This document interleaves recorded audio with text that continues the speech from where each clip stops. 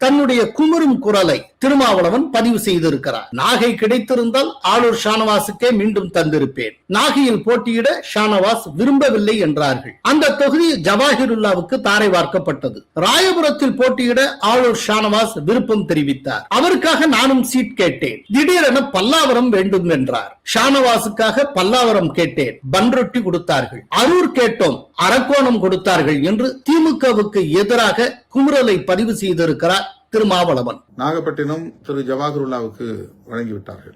ஏன் என்று விசாரித்த போது ஷானவாஸ் அவர்களே அந்த தொகுதியில் மீண்டும் போட்டியிட விரும்பவில்லை என்ற தகவலை சொன்னார்கள். பிறகு ராயபுரத்தை தான் ஷானவாஸ் விரும்புகிறார் என்ற தகவல் கிடைத்தது. நான் உடனே ராயபுரம் டிக் செய்து விட்டேன். அது ஷானவாசுக்காக.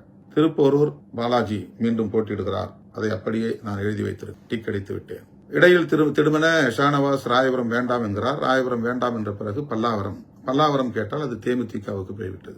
ஒருவேளை பல்லாவரம் கிடைத்திருந்தால் அது ஷானவாசுக்கு போயிருக்கும். அரூர் வேண்டும் என்று வலியுறுத்தி கேட்ட நிலையில் நமக்கு அரக்கோணத்தை தந்தார்கள். பல்லாவரம் வேண்டும் என்று கேட்ட நிலையில் பன்ருட்டியை தந்தார்கள். அதே நேரம் திருப்போரூரில் போட்டியிட வாய்ப்பு கிடைக்காத எஸ் பாலாஜி கூறியதாக ஒரு தகவல் சமூக ஊடகங்களில் உலா வருகின்றன. பதில் இல்லை என்பதால் மௌனமாக இருக்கவில்லை. விடையளிக்க தொடங்கினால் காலத்துக்கும் ஊமையாக போய்விடுவார்கள் என்று எஸ் பாலாஜி எச்சரிக்கும் விதமாக சமூக ஊடகங்களில் ஒரு கார்டு வலம் வருகிறது.